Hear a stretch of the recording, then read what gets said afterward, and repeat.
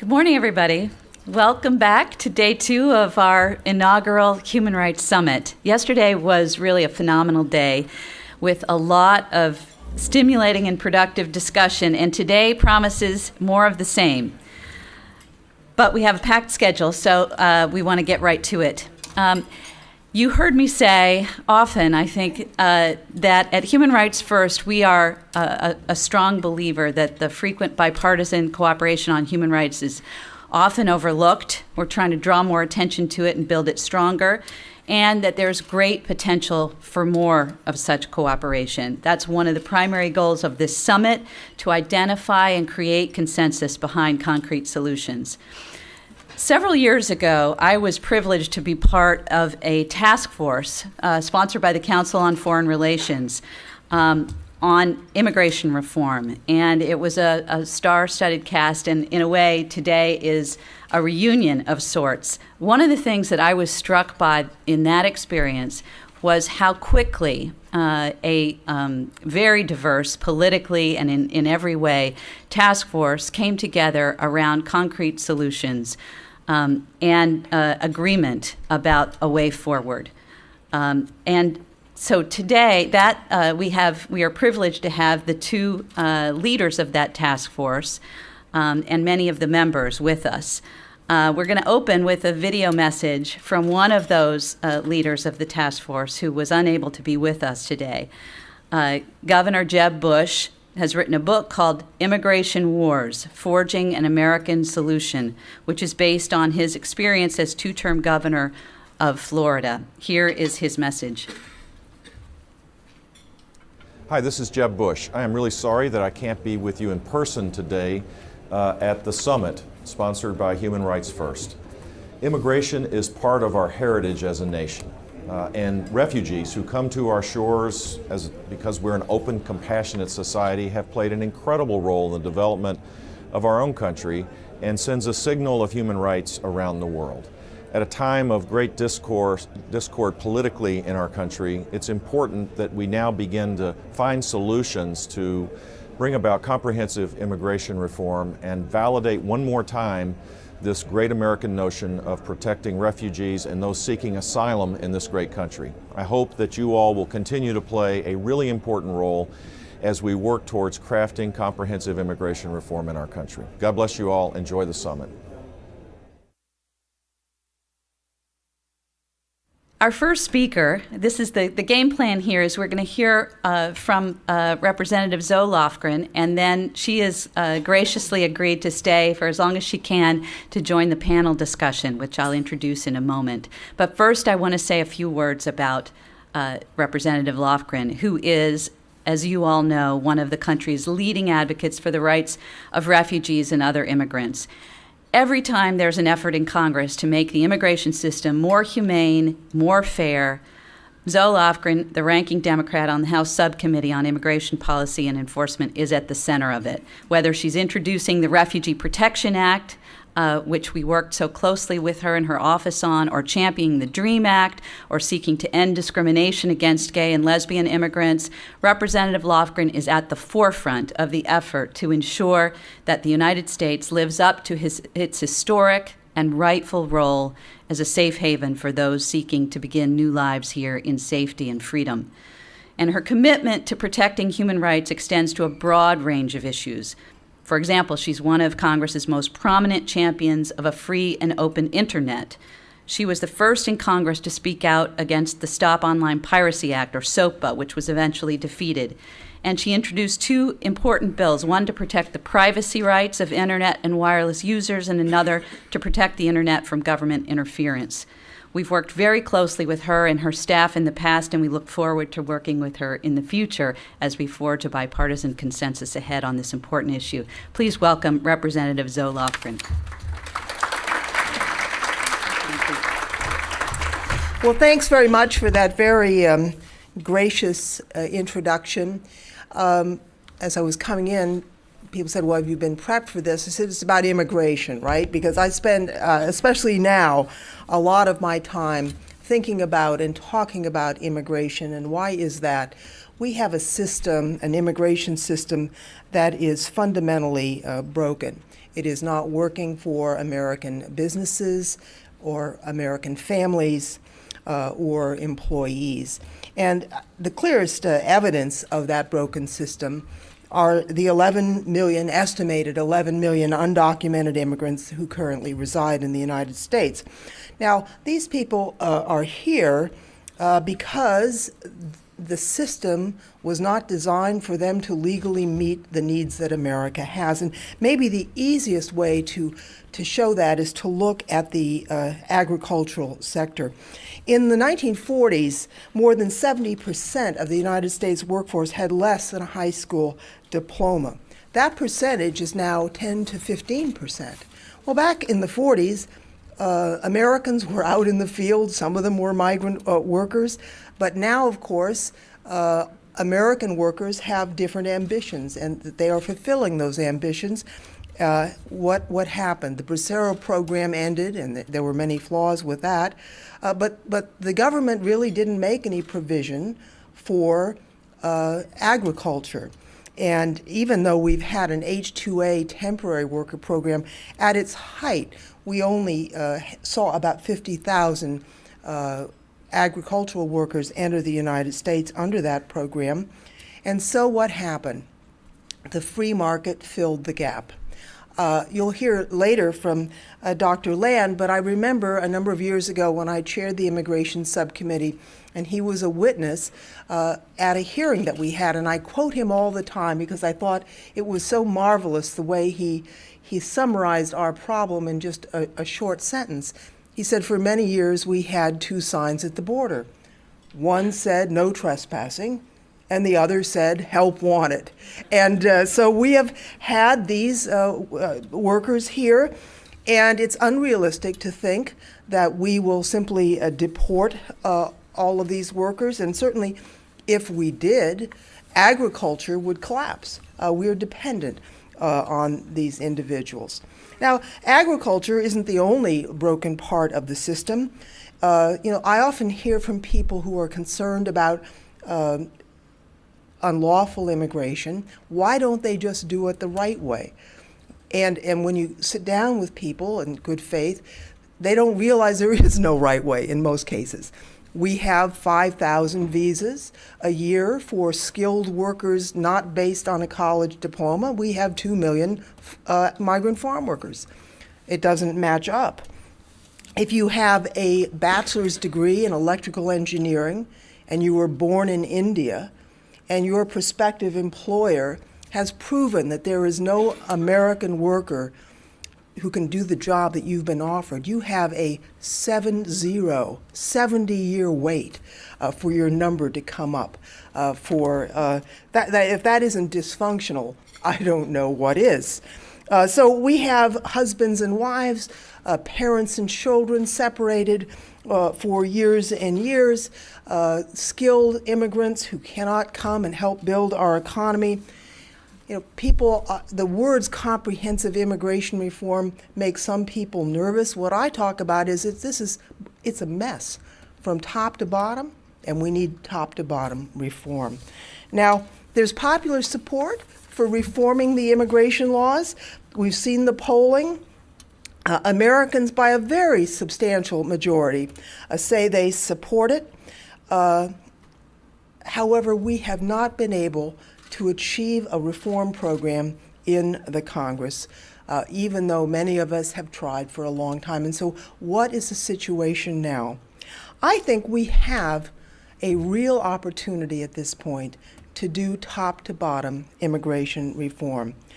Days after the election, Speaker John Boehner said that he thought a comprehensive approach was long overdue. Conservative commentators Sean Hannity and Charles Krauthammer also followed along, saying reform was necessary. Senators Hatch and McCain have restarted their interest. Senator Rand Paul recently came out in strong support for a path to citizenship for those who are willing to work and willing to pay taxes. So I do think that the election was kind of a wake-up call. We had large swaths of the American electorate that voted in overwhelming numbers for the Democrats from top to bottom. Now, I'm a Democrat, I like that.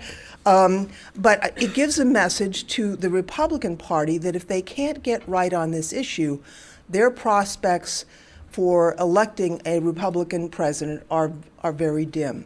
And so we have an opportunity for the parties to come together. I want a reform bill, and I know that my party does as well. Increasingly, there are conservative Republicans who see the need for doing a reform bill. It is important that it be bipartisan. Now, I'm not going to discuss the very confidential discussions that have occurred over the years on immigration reform, but I will just say this.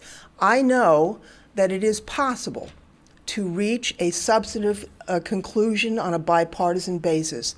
The only question in our minds is, can politically we move this forward? And I think that we have an opportunity to do that. I certainly intend to work very hard on that. I think that the Republican leadership in the House has to make a decision. It's only that, a decision on whether they want this issue to be resolved successfully and put behind them or not. If they wish to do that, we're ready to do it with them. And I think the country will be best served if we're able to do that together and promptly in the coming months in the next Congress. With that, just a word on the refugee bill. I know that so many of you have worked hard on that. As you know, we have not had traction on that bill yet. We would like to at least get the one-year filing deadline dealt with. And I guess I have a theory that if you can first get consensus on immigration on one thing, it's going to be easier for people to do other things. So I looked forward to the panel discussion. It was fun, kind of like old home week, to see Mr. Ziglar and Dr. Land. They have certainly been very positive forces in the past, as well as Mac. So with that, thank you very much for letting me participate in this important conference.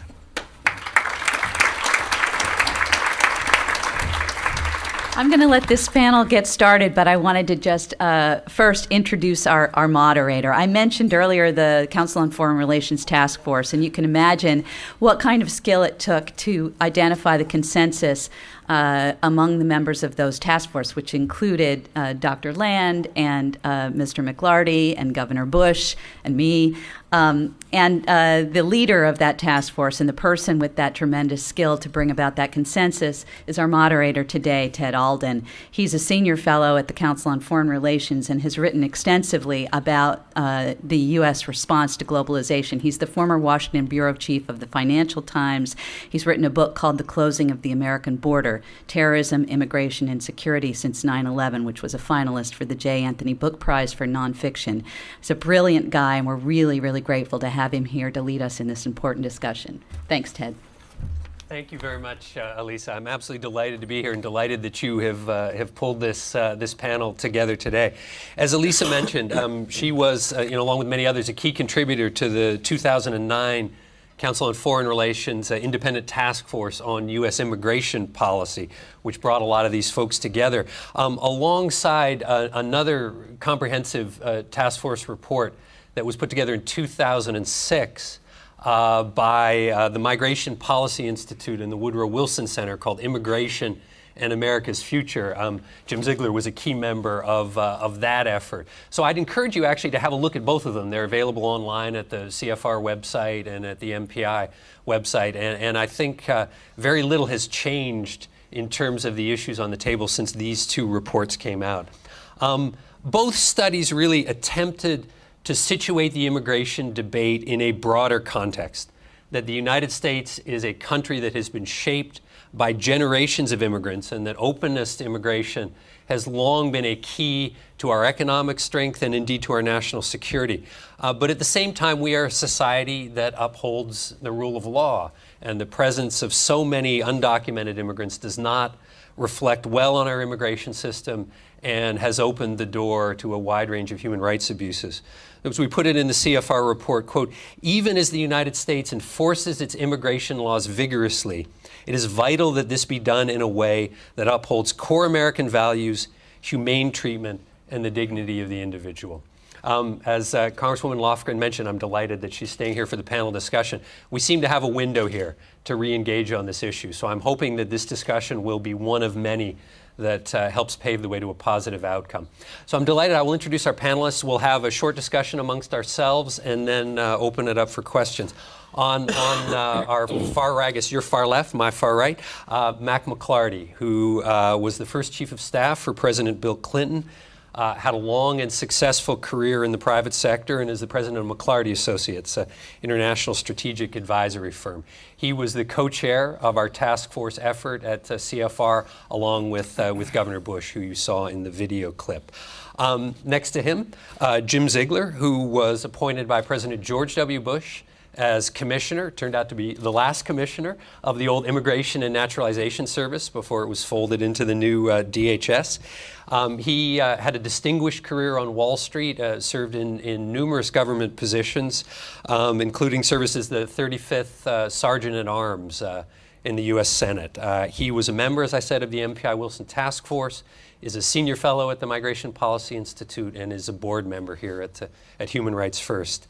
And then on my immediate left, your right, Dr. Richard Land, who is president of the Ethics and Liberty Commission of the Southern Baptist Convention and has been a member of the U.S. Commission on International Religious Freedom. He was also a member of the CFR Task Force and has played a leading role in bringing together the religious community on the issue of immigration reform. So, Mac, I want to start with you. It has really been 2 decades, actually more than 2 decades, since we last saw significant reform to U.S. immigration laws. Why has this been such a difficult issue, and what's at stake if Congress indeed makes another attempt this year? Situate this for us in a kind of broader context. It's a complicated and emotional issue for sure. I think it has really started with at least two tenets. One, in terms of border security, how some people, particularly in border states, have felt overrun with the inflow of immigrants. I think, secondly, those immigrants that are here, as Zoe mentioned, and so thoughtfully and eloquently, and she's worked on this issue so effectively and in a committed way for so many years. But I think the immigrants who are here illegally, that gets into the moral question. How do we deal with that, with the rule of law and kind of our basic sense of fairness? Having said that, Ted, and I've worked in this vineyard a long time, beginning with the Carnegie Task Force, co-chaired that I had the privilege to work with Andres Rosenthal from Mexico, even in 2000, long before even the very thoughtful MPI report. But I think there's at least 3 factors that have changed. Number one, I think you see much stronger, more thoughtful, efficient, serious border protection. That has been both in the Bush administration and the Obama administration. So I think that is a much more positive element. I think that's recognized. There still has to be improvements, but that's number one. Secondly, I think you have seen a dramatic change in the political landscape in our country with this last election. And it's clearly a wake-up call to the Republican Party, and for that matter, it should be a very strong call to the Democratic Party as well. So I think we see the politics have changed pretty dramatically. Thirdly, it's a good moment for Mexico in terms of their economy. You see a lot of investment going into Mexico, a lot of job creation, strong economy, building of the middle class, still a serious security problem related to narco trafficking, no mistake about that. But with the rising wages in China, you see onshoring coming back to Mexico, so therefore the demand for labor in Mexico is quite high. And in fact, if Mexico, with a new administration, can make reforms in the energy sector, I think you will see their manufacturing sector grow even more, and all of that provides good paying jobs at home. So at least those 3 areas, and then I think that flows right to the window that we have. And look, We got very close to this with the leadership of President Bush, and it's so critical to do it, and you won't pass it unless it's a bipartisan effort, as the Congresswoman noted. So I am hopeful that there is a window here. It still has some tough politics to it, no question about that.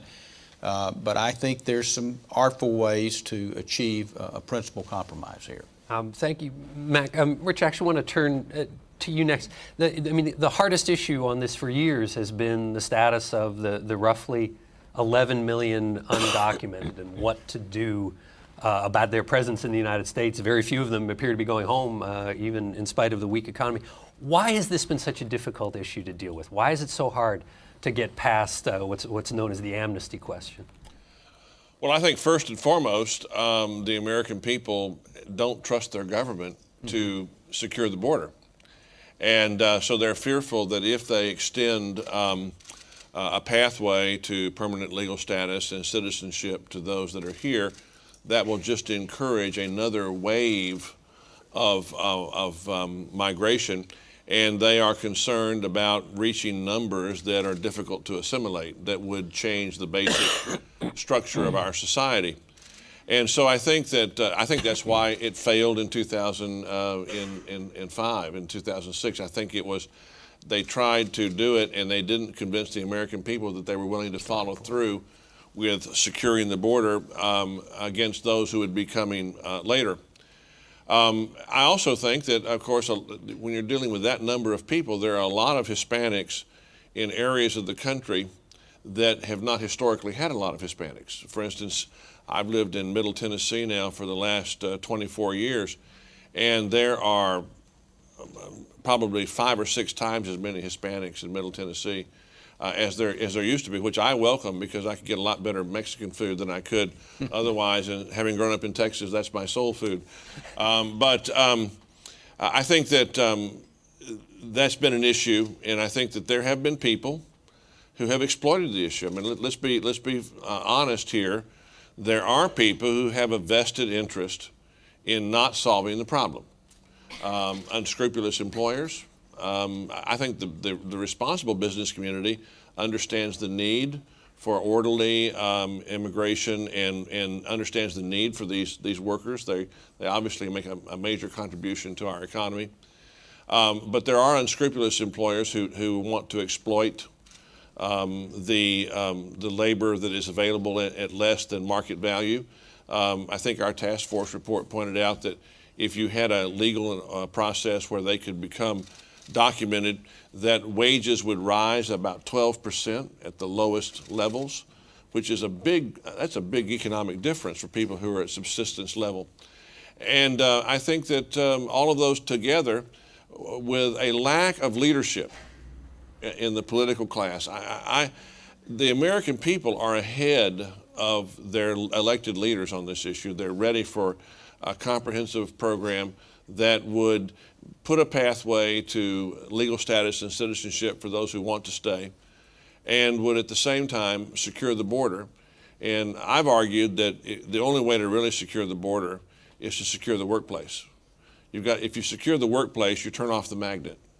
If they can't get jobs when they come here without the proper documentation, then they're not going to come. And those who would come for nefarious purposes, we can control that because it'll be a much smaller number. So I think that's what has to be done. We have to craft legislation that will secure the workplace, which will allow us to secure the border, and will provide a pathway to earned legal status and earn citizenship for those who would want it and want to stay here permanently. And I do think that we are in a narrow window. I think that in the Bible talks about chronos time, which is chronological time, and kairos time. Kairos is time in its propitious moments.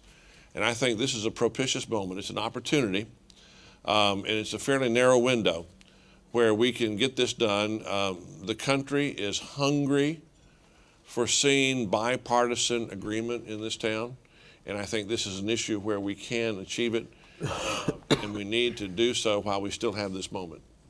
Thank you. I want to turn next to Jim, and Jim has been fighting a bout of laryngitis, so he has promised to stay with us as long as he can here. But if his voice fades out a bit, I'll interrupt him and give him a break. But Jim, I want to turn to some of the other issues on the table. I mean, clearly, the biggest problem in any immigration reform bill is how to deal with the undocumented. Enforcement is very high on the list, but there's a whole set of issues that really have to do with skilled immigrants, that have to do with our economy, that have to do with family. Talk about some of the other big things that you think are going to have to be on the table as the Congress moves forward on this issue. Certainly the MPI report, very comprehensive look at the importance of immigrants to our economy and some of the other broader issues apart from just the undocumented. Thanks, Ted. Let me follow up on Dr. Land's comments to also make the point that this is a human rights summit, and that a big part of the problem with our immigration system and the laws is that it results in what I see as human rights abuses, human rights violations. And part of what Dr. Land and I come, from the same faith tradition. We're both Southern Baptists. And Amen. Well, did you say amen? Amen. Amen. And those of us All those Southern Methodists can join in on the rights part. So. Methodist. Go ahead. Up and down until now, I liked you. But those of us who take our faith seriously believe that we have an obligation to protect the weak and the poor and that sort of thing. And I think Dr. Land is especially to be commended for taking a difficult issue, certainly in the Southern Baptist Convention, and really doing well with it. The Congressman Lofgren mentioned one thing, and let me talk about that, and then I'll go on to the other part. You talked about the one-year filing deadline, and that is a human rights issue. As some of you may know, that in the 1996 Act, IRA, which was a fairly not very friendly to immigration act, they put a one-year filing deadline on people making asylum claims 1 year after you got here. Well, what that does is it does not recognize that people who get here quite often are traumatized. They don't speak English. They're isolated. They don't even know in some cases that they have an asylum claim, for example, someone subject to spousal abuse and that sort of thing. And yet, because of this theory that we had a lot of fraud in the asylum area, the Congress imposed this one-year limit. Well, the fact is, by 1995, the INS, under my friend Doris Meisner, had already dealt with that, and the asylum claims had dropped by over 50% by the time the Congress enacted this. But the reality is that an awful lot of legitimate people who have a credible fear of persecution are being denied asylum because they've timed out. They've gone beyond the one-year level. And so that has created an enormous human rights abuse, violation, if you ask me. But the incredible thing about all of this is that, notwithstanding that issue, the amount of money and time and government resources that are used with respect to the one-year filing deadline is just breathtaking.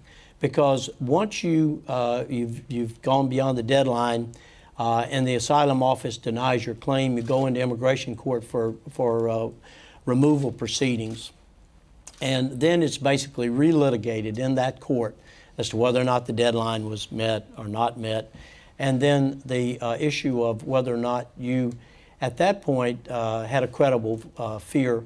And what's really happening is that a lot of these immigration judges are now finding that there is a probability of persecution, which is a higher standard than credible fear, and then and withholding removal, which puts the asylee into a never land, and they can't bring their families in. They're here. They're still in harm's way. It is really one of the most egregious parts of that 1996 Act. Fortunately, the Obama administration has committed in 2001 at the 50 years of the Refugee Act, committed to work to get the one-year filing deadline removed. And I know there are a lot of people on the Hill, Senator Leahy, who I've done some work with on this issue, who want to get it done. And I think part of a comprehensive reform package must deal with that issue. Why don't we finish talking about that, and then we'll come back. Come back to the rest, because on the human rights, because I'd like to explore that a little more. Because Richard, you worked a lot on this as well, and I want to hear Congresswoman some of her efforts on this front. I mean, the whole issue of how we treat those coming to the United States seeking asylum. I must admit, when I started work on this issue, I was shocked to discover that these people come and we stick them in what are the equivalent of prisons while their cases are being heard. I was not aware of that when I began working on this. They're prison-like facilities that they wear prison uniforms, and we now, I understand, have a model facility in rural Texas in Kearns County that the government has set up that's actually much better. And so we have a model of how it can work. But the reality is that the people who are the most deserving of asylum often are people that have the least documentation, that they have the least ability to defend their right to be here because they were persecuted. Then they were marginalized and persecuted in the countries they came from. And religious persecution, particularly, is on the rise. More people were martyred for their faith in the 20th century than the previous 19 centuries of the Christian faith combined. That's a lot of people. And one reason is because there are a lot of Christians in places that there weren't many Christians before the 20th century.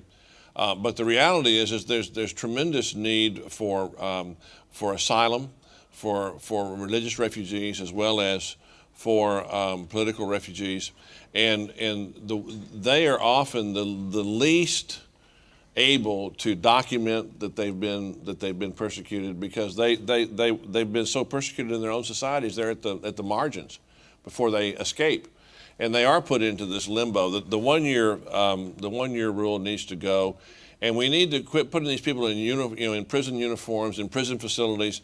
A lot of them could be in release programs. They show up at the hearings. They don't disappear, and so they don't need to be in detention facilities to begin with, and the detention facilities need to look a lot more humane and respect the dignity of the people that are in them more than they do now.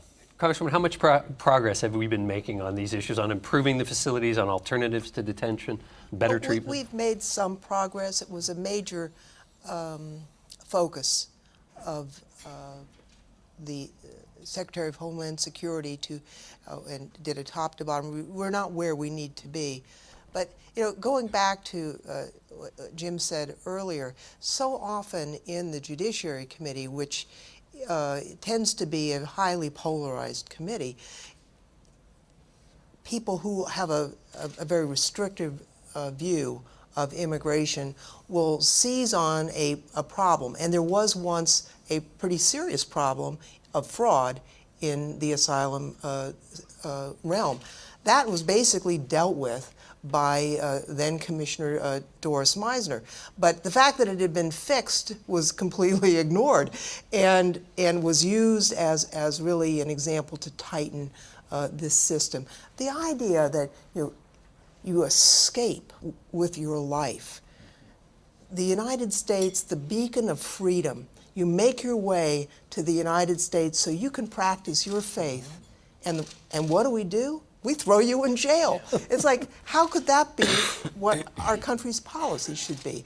And so I'm hopeful that we can rally people of good faith. Most members of Congress don't even know this. I mean, they're working on other things, and I don't fault them. I mean, I couldn't really explain the milk price support system as well as some of my colleagues. We all specialize, but I think we should elevate this, and it will help a great deal if people outside the Congress, in a very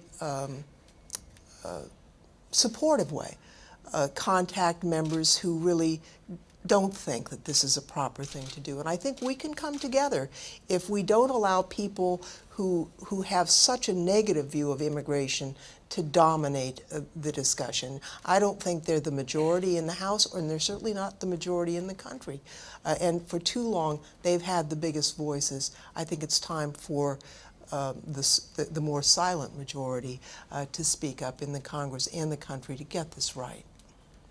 Jim, let me go back to you on some of the other broad questions. I mean, humanitarianism has clearly been one motive underlying U.S. immigration policy and showing justice, fair treatment to those seeking refuge coming from abroad. But a fair bit of our immigration policy is self-interested, right? We're interested in strengthening our economy. We want people who come here to integrate fully into U.S. society. I mean, how well does the system work on those fronts now, and what are some of the big challenges as Congress takes this issue up again? Well, Congresswoman Lofgren, I think, set the stage for it. She said that the system is dysfunctional. It's dysfunctional at its very base. The fact is that we have a supply and demand economy, but our system doesn't allow for that. 5,000 visas for non-skilled workers, for example, when we have a demand for 500,000 or whatever it is at a particular time. The CFR report and the MPI report, and I think the CFR report was excellent. If you read both of those together, our report at MPI is a bit more prescriptive. Yours is a bit more descriptive of the problems. Read them together, you're going to find that there's some real solutions in there. On page 48 of your report, I reread it. You talk about the fact that we cannot have an economy that's going to function if the labor markets can't respond to labor needs. And in the MPI report, we made a proposal for completely revamping the visa system and the priority system in order to be able to meet that supply and demand. One of the things that we know, like the Federal Reserve Board, they adjust interest rates on an ongoing basis to reflect what's going on in the economy. We don't do that in the immigration area. Once every 20 years we might mess with it a little bit. But one of the things that the CFR people endorsed and that we put in our MPI report was the idea of a standing commission on immigration and labor, so that every couple of years this commission makes recommendations to Congress as to how to adjust the levels of immigration to reflect the demands in our economy. That would be one very important thing. The other issues, though, that need to be addressed in a comprehensive area are immigrant integration. It's amazing to me that for a country, a first world country, if you will, that has no immigrant integration program, all the others do. We don't. And one of the most important things about bringing immigrants into a country is to integrate them into our society, into our culture. And we don't do that very well. Employment verification is critical. First, you've got to have a way to get that people can come in legally, but then let's make sure that those who are here legally also that they are here legally and that they're the ones that get the job. Employment verification is really quite important. Your comment on that I think is very important. As you know, in this Congress, there's been a big effort on behalf of the chairman of the Judiciary Committee to do mandatory E-Verify. That has been successfully fought off, really led by the agricultural sector. Right. And their point being, we know who our workers are. They don't have their papers in order. You can double down and enforce what we have, but if the system is dysfunctional, you'll do tremendous damage to the country. But once we get a system that actually will work, we have to enforce that system. And so, but they have to go together. You can't do enforcement before you do the reform effort. And I think that there's an understanding, actually the effort to do E-Verify and the awakening of the ag sector has helped in terms of the understanding of the dysfunction in the Congress, because many of the individuals who had been resistant to a reform effort come from rural areas, and they're hearing from their farmers what a disaster this is. So, this mistaken effort actually may have yielded a good result. I couldn't agree with you more. I am not one of the people who thinks that piecemeal is going to work here, because all we have now is a patchwork system. We keep putting things on it. If we start putting little patches here and patches there, we're not going to fix the problem. The 86 Act, as you know, Congresswoman, was a disaster in the sense that, yes, we granted amnesty, which is not a bad word, particularly if you're a Christian. It's we consider ourselves the beneficiaries of the greatest amnesty of all. So it's not a bad word, at least in my faith tradition.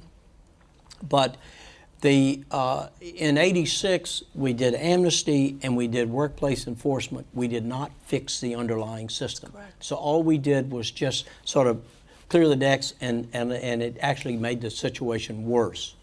And so until we fix the bottom line problem here, we're not going to get this situation under control.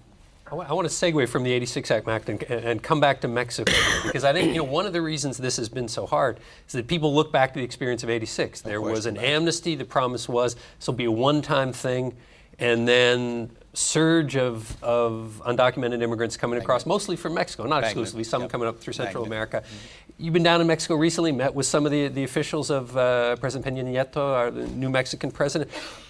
Elaborate a bit on your notion that things are changing in Mexico, and that we may not set ourselves up for another repeat of '86 if we do another comprehensive bill. Well, at least 2 points, Ted. First, well, it's not perfect, more work needs to be done, but our security at the border is much better, stronger, more efficient today than it was in 1986 or even 5 years ago. Just a stat that most people don't know. I mean, the numbers of people crossing illegally at that border now are down to levels we haven't seen since the early 1970s, and I think are probably actually much lower than that if you run the numbers. But just to back up your point I think that reflects not only border security, it reflects a lesser demand of jobs here and a modestly strengthening of demand for jobs in Mexico. So in terms of Mexico, I think every administration, be it Republican or Democrat, have been committed to deepening our partnership and ties with Mexico. Clearly our futures are linked together in so many ways. I think what we're seeing in Mexico now with the election of a new president, I think there will be more cooperation, building on cooperation that's been frankly unprecedented in the security and narco-trafficking area, because that's obviously a very serious cancer-like problem for both countries. But secondly, you're seeing a moderate and even strong growth in jobs and good paying jobs in Mexico. And that really is kind of the key for them to take that responsibility, not only in terms of them being the Mexican leadership and the business community in terms of job creation, but also cooperation with our government. And then finally, Ted, you have a changing demographics in Mexico, where frankly we're likely to need more labor here than at least Mexico and perhaps Central America can provide us. So I think for all those reasons, it's a hopeful time, but the proof is in the proverbial pudding. This is a new administration. I think they get it. They're capable. They were fairly elected. So I think democracy has strengthened in Mexico, still challenges. But for the economic situation, it's a pretty hopeful time for Mexico. Okay, I'd like to ask one last question that I want each of you to address, and then start thinking about your questions out there. We'll try to leave 15 or 20 minutes for questions from the audience. I want to ask each of you, are you more optimistic than you have been in the past that some sort of significant legislative progress on immigration is really possible? If so, why? Mac, we'll start with you and we'll finish with the Congresswoman. Well, I may be an incurable optimist. I hope. I'm from Hope, Arkansas, so maybe that has something to do with it. But I think a couple of points. Ted, we were talking earlier about the fiscal cliff and so some of the economic challenges. To me, the more people in our country can feel that our government is addressing the problems, working together, the more secure they're going to feel about their future. And therefore, the more likely you're going to achieve some support for comprehensive immigration reform. The two go together.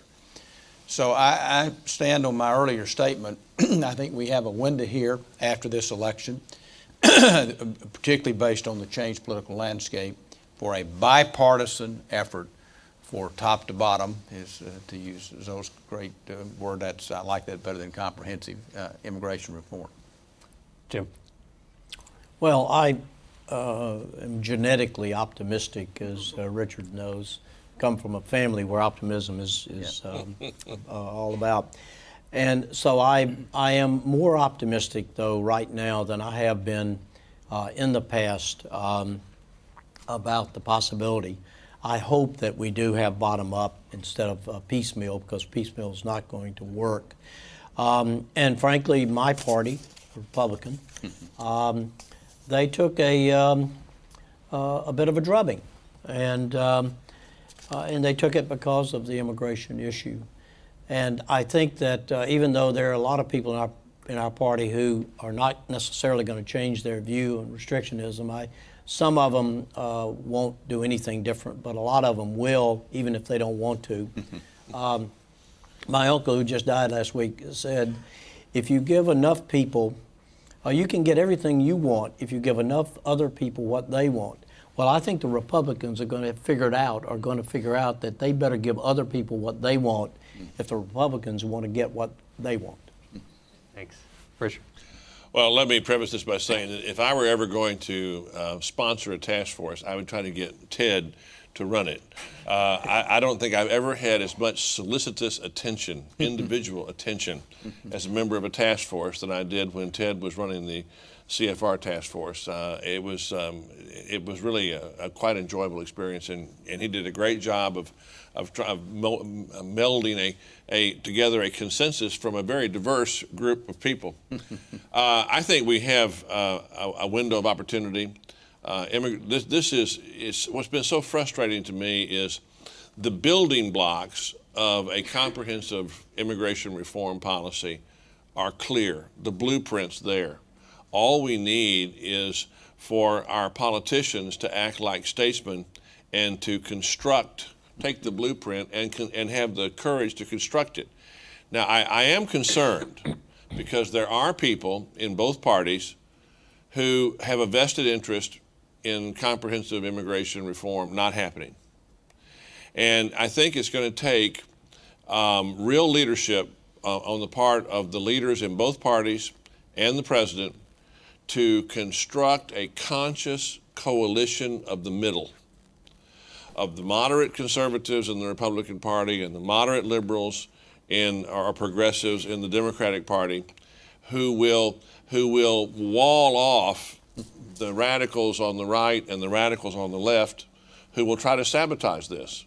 The radicals on the right will try to sabotage it in different ways. Radicals on the left will try to sabotage it by trying to get open borders and immediate citizenship and all kinds of things that will make bipartisan compromise impossible. And so I think it's going to take a disciplined coalition of the middle, which I think represents at least 2/3 of the country in terms of their attitudes on this issue, to get this done. And I think we can get it done before we begin. You know, the primaries for the midterm elections start in January of 2014. So we got a year. We got a year to get this done before elective politics begins to intrude its ugly head again into this issue. So I think it can be done, but I think it's going to depend on leadership from both the Republican and Democratic leadership in the House and the Senate and the President. Congresswoman Lofgren. Well, I am an optimist. You couldn't have my job if you weren't an optimist. But And a patient one at that. Right. I do think we have the first real opportunity since I've been a member of Congress. We know that we have to assure the American public on border security. We have to assure the American public that the reforms that we devise in a bipartisan way will be enforced. We have to, I mean, we don't know, 10 million, 11 million people who have been here in some cases for decades, have families who are American, own homes and businesses. There's got to be some way for them to get right with the law. over some period of time.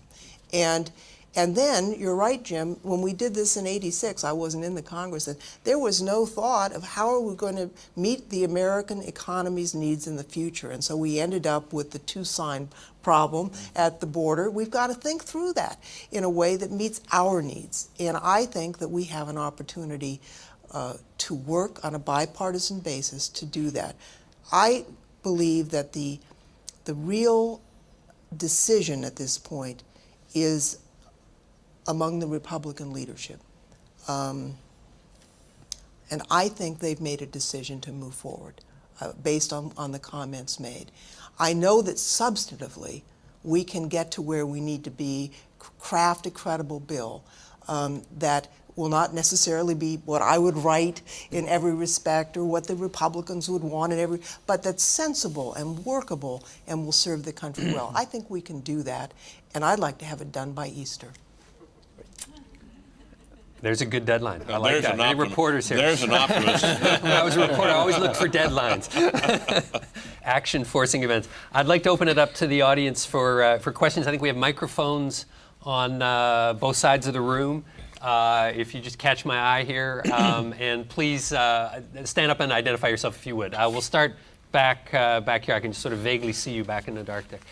Hi, my name's Joy Olson. I'm with the Washington Office on Latin America.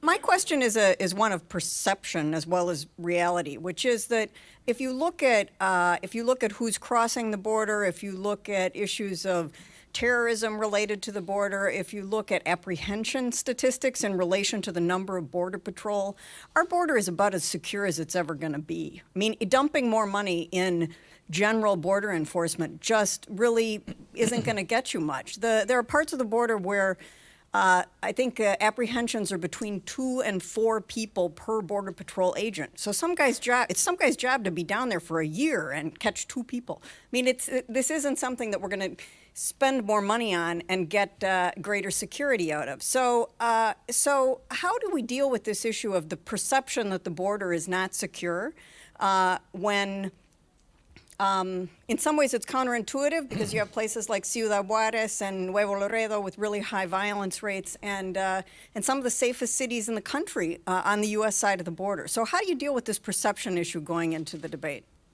Richard, you want to take this Yeah. to start? I know you've been thinking, you've thought a lot about this issue. I really think you cannot make a border that's impenetrable. I mean, as long as there is the economic disparity on one side of the border as opposed to the other side of the border, which is the largest disparity of any border in the world, people are going to find a way to surmount the border and to get here if they can get work. And so, to me, the way to secure the border is not to try to build a greater barriers at the border, but to secure the workplace.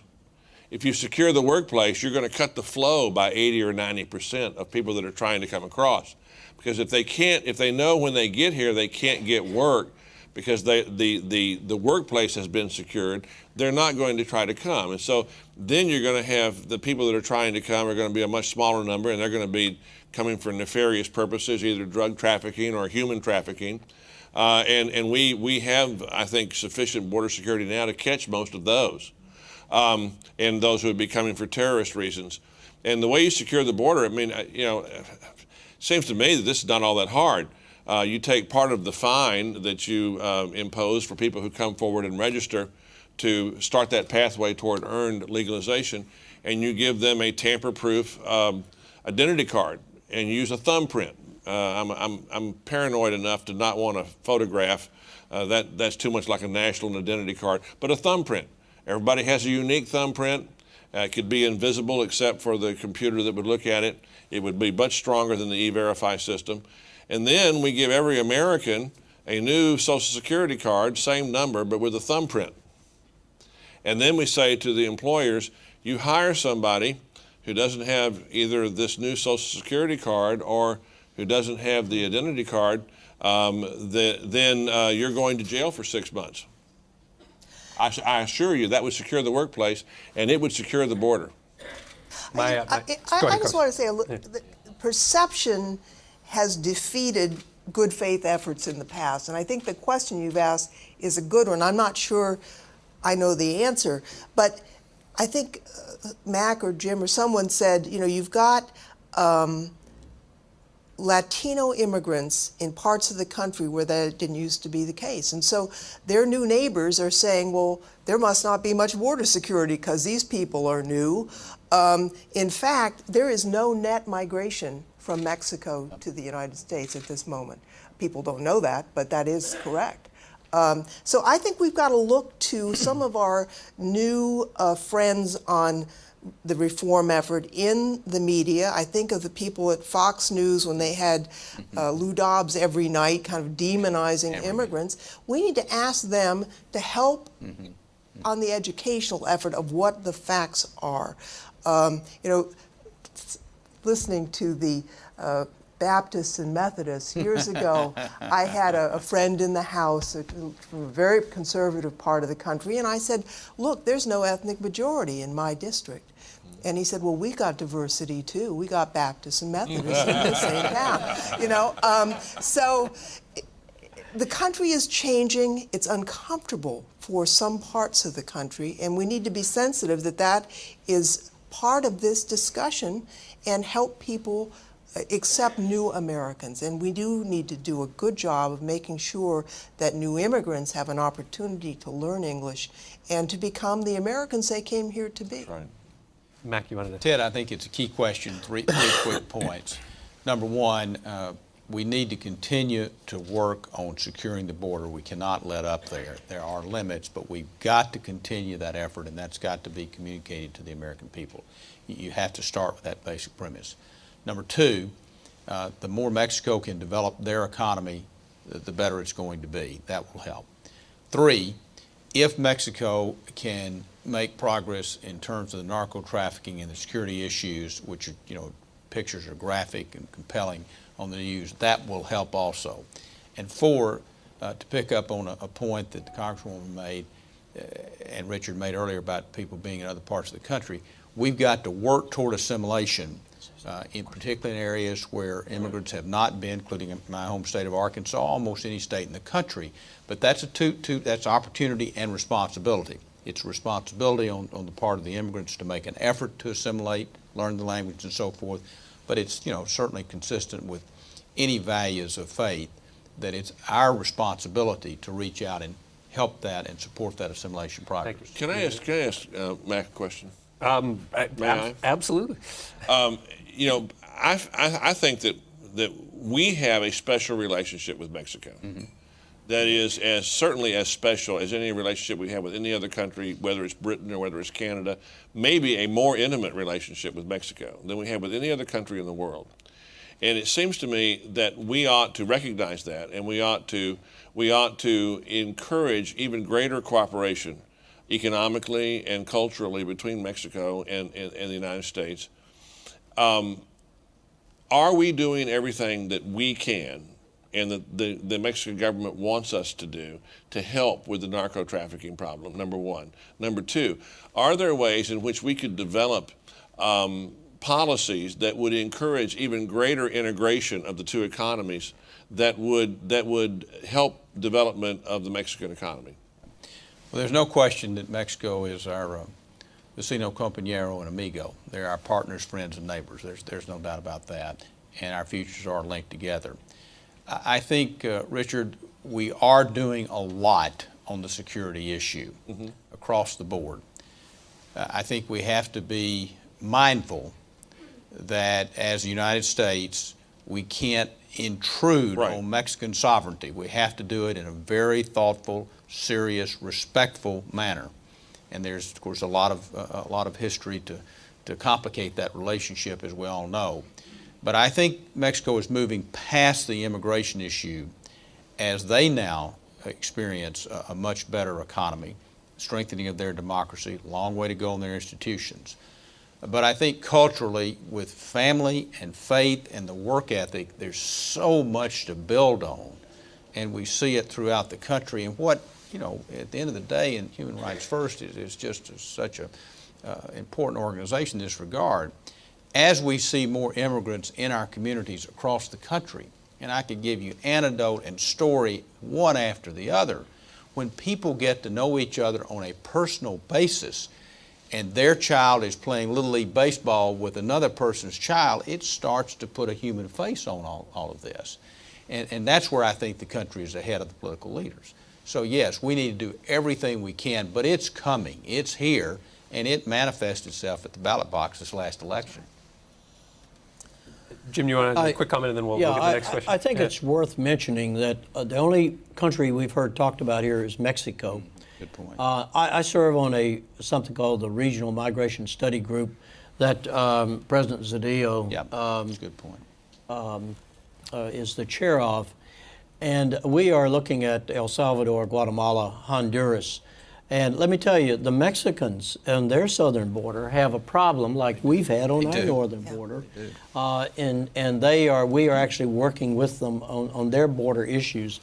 But south of Mexico, you've got populations, one, that are very unstable politically, some of those places, and a lot of human rights abuses, a number of things, and those people are trying to come to the United States, and they're coming through Mexico, or they're going to Mexico because of the economic growth. It's better. So we need to look at this whole issue not in terms of Mexico, but in terms of this whole region.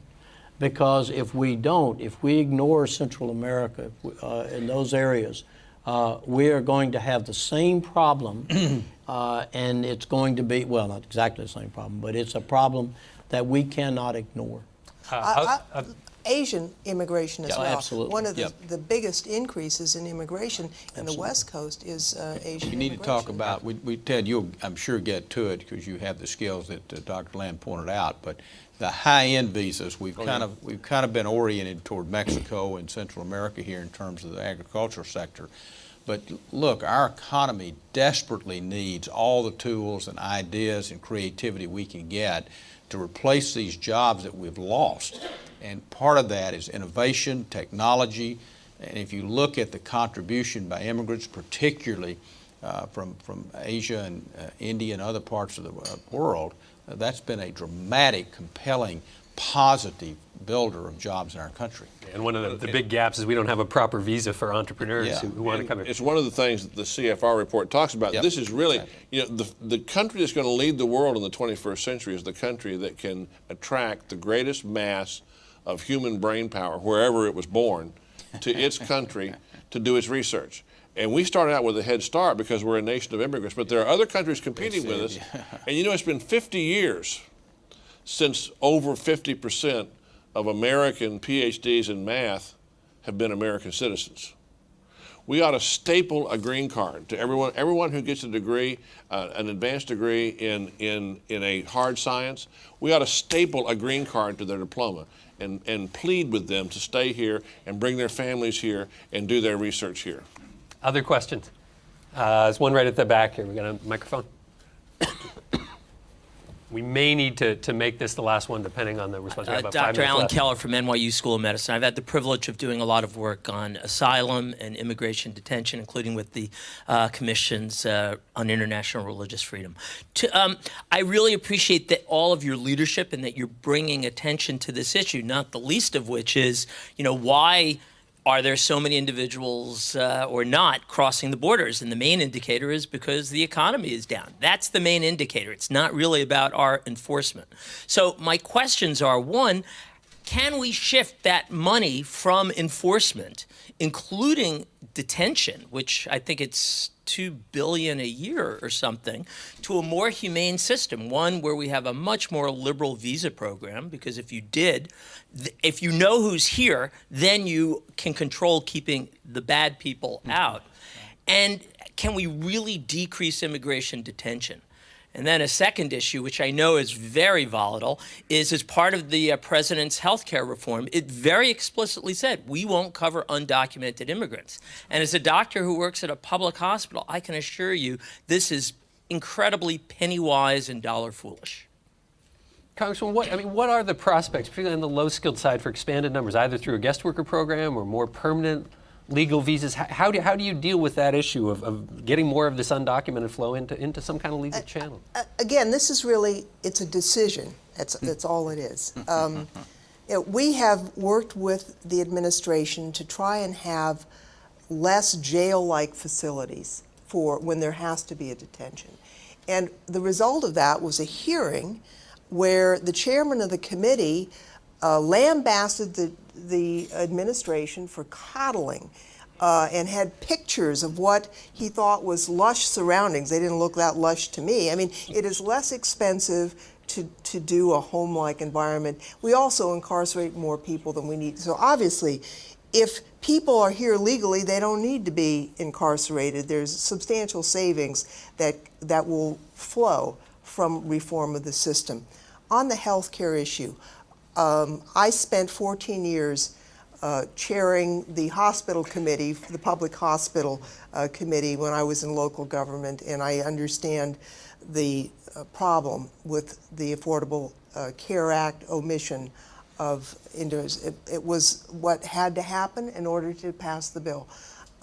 We do, however, have substantial sums allocated for community clinics, and those community clinics are going to serve this population in a way that I think is meaningful. I'm not suggesting it's perfect, but it's better than nothing.